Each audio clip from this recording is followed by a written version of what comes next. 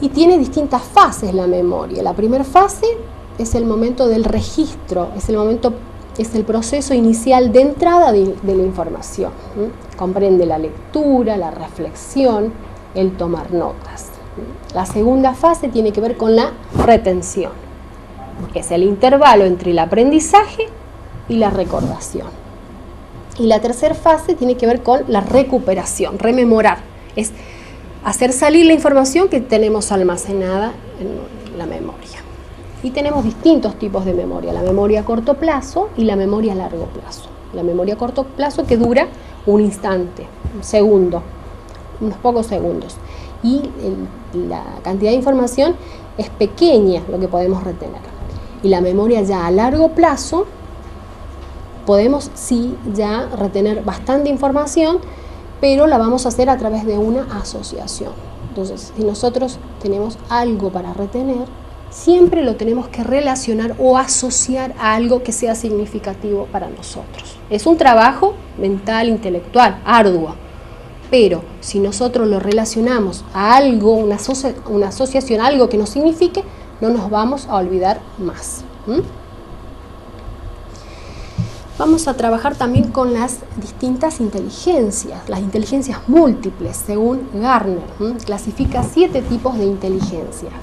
La inteligencia lingüística, la interpersonal, la sinestésica, la inteligencia lógico-matemática, la intrapersonal, espacial y la musical. Entonces los individuos tenemos que descubrirnos, conocernos a nosotros mismos, qué tipo de inteligencia contamos para poder desarrollarlas. También en el caso de las estrategias de estudio, conocer qué tipo de memoria contamos para poder desarrollarla. Algunas personas cuentan con una memoria visual,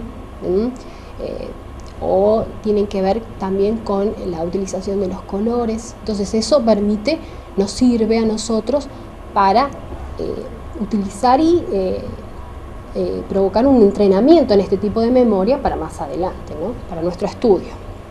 Vamos a hablar de la inteligencia lingüística. La inteligencia lingüística es la capacidad de hablar, la posibilidad que tiene el sujeto de utilizar la palabra, tanto oral como en forma escrita. La habilidad en el uso de la sintaxis, de la fonética, de la semántica, de la retórica, de la explicación y el metalenguaje. Y lo vemos, este tipo de inteligencia, en las personas como los poetas, los escritores, los periodistas, los oradores, ¿sí? La inteligencia interpersonal es la capacidad de entender a los demás e interactuar eficazmente con ellos.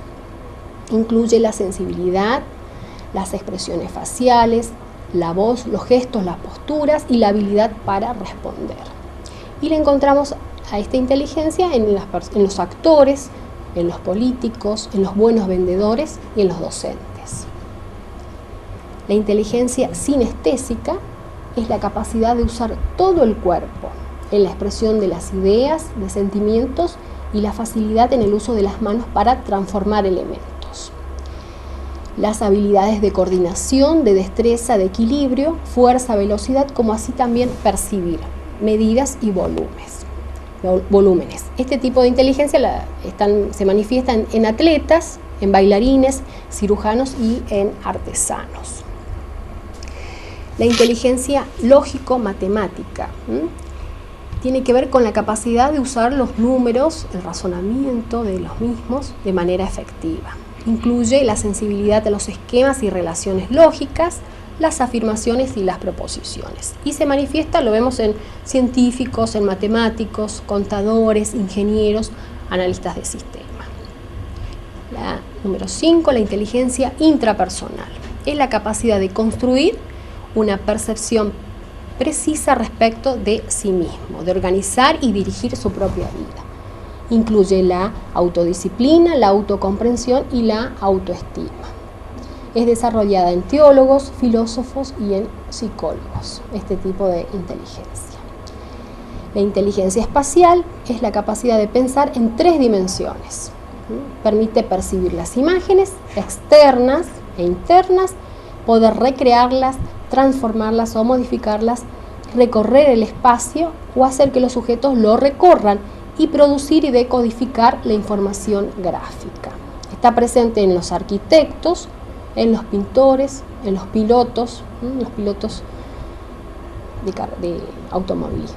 Y por último, la inteligencia musical, ¿no? La capacidad de percibir y de discriminar y de transformar y de expresar formas musicales. Incluye la sensibilidad al ritmo, al tono, y la encontramos en los directores de orquesta, en críticos musicales o en los músicos. Y vamos a otra inteligencia, que es la inteligencia emocional, que también nos interesa, que es lanzada en 1955 en Estados Unidos por Daniel Goleman, este psicólogo de la Universidad de Harvard. Y se entiende la inteligencia emocional como la intersección entre la inteligencia interpersonal y la inteligencia intrapersonal.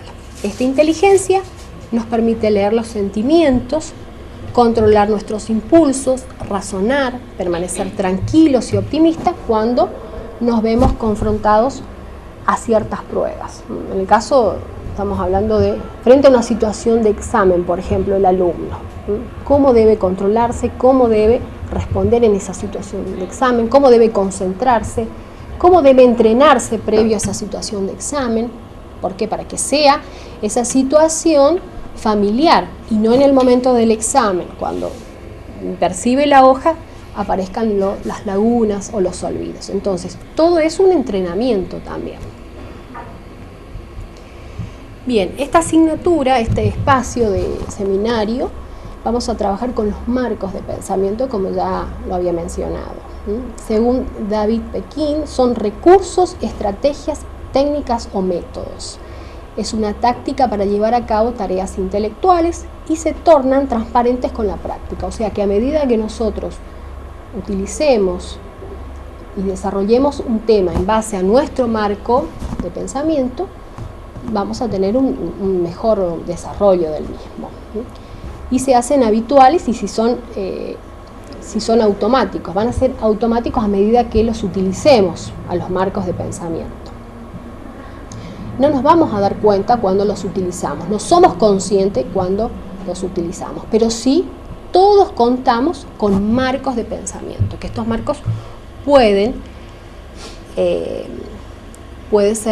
ser innatos o pueden ser adquiridos a través del estudio, a través de la formación, de nuestra formación. Bien, en el caso de las técnicas que vamos a ver, tiene que ver con los mapas conceptuales, que es, su creador es Novak. Es un instrumento, es una técnica de aprendizaje, es un organizador gráfico de la información. Ustedes van a tener muchísima información para estudiar, mucho contenido, muchos autores, mucha bibliografía. Entonces, a través de los mapas conceptuales, luego de haber leído, de realizar los tipos de lectura, los subrayados de las ideas principales, las ideas secundarias, buscar las palabras que no conocen, de comprender cada uno de los párrafos, vamos recién a la elaboración de los mapas conceptuales, de poder organizar esas ideas principales. Está basada entonces en una jerarquía de conceptos. Los conceptos más generales, más abstractos, van a ir al principio de esta jerarquía y luego van a ir decayendo, ¿bien? Van a ir el título, la idea general y las ideas principales y por último las ideas secundarias. Esta estrategia implica el ejercicio del pensamiento reflexivo y la toma de decisiones sobre la relación que se establece entre una nueva información y la información que ya contamos, ¿no? ¿Por qué? Porque siempre cuando vamos a leer algo tenemos que saber preguntarnos, hacernos la pregunta, ¿qué sabemos sobre lo que estamos leyendo? ¿Por qué? Porque siempre hay algo de información que vamos a tener respecto a lo que estamos leyendo, ¿no? Y vamos a ver un ejemplo, como se puede apreciar en la filmina, de que podemos utilizar distintas figuras para la formación de los mapas conceptuales, como elipses o pueden ser rectángulos, y la ubicación del título, las ideas principales, y va a ir decayendo en jerarquía las ideas secundarias. Es un organizador de nuestra gráfica, de nuestra información. Entonces nosotros rápidamente, a simple vista, vamos a recordar esta imagen y la vamos a tener guardada en nuestra memoria. Entonces es un organizador, no es que de alguna manera está reducido, está resumido, sirve para organizar la información. También vamos a trabajar con los mapas mentales. Así como contamos con las ideas primarias, las ideas principales, las ideas secundarias, también podemos utilizarlas a estas en los mapas mentales, que es un recurso de esta técnica visual para sistematizar la información. Es un gráfico que me permite la organización y la representación de la información en forma fácil, espontánea y creativa, para que sea recordada por el cerebro, pero a través de imágenes. Es la diferencia que vamos a percibir en un mapa conceptual de un mapa mental. Esa es la distinción. Entonces, el mapa mental va a contar con la imagen. Nosotros vamos a tener las ideas, pero también podemos incorporar la imagen. Entonces, vamos a retener esas imágenes y también nos permite organizar la información. Es todo, es un entrenamiento, es un ejercicio en el uso de estas estrategias. Y por último, vamos a ver el diagrama causa-efecto. Es un organizador gráfico, el diagrama causa-efecto, que nos permite contar con una visión más clara y completa de las distintas variables, factores y condiciones o causas que pueden contribuir a un determinado resultado. Es desarrollado por el profesor Kaoru Ishikawa y también se denomina cola de pescado. Vamos a percibir ahora la imagen. En el caso del diagrama causa y efecto, nosotros vamos a notar que contamos con un problema y en ese problema podemos hacer un análisis de cuáles son las variables que influyen, cuáles son las condiciones de esa situación y vamos a ir colocando al costado formando una especie de cola de pescado en este esquema, en este gráfico.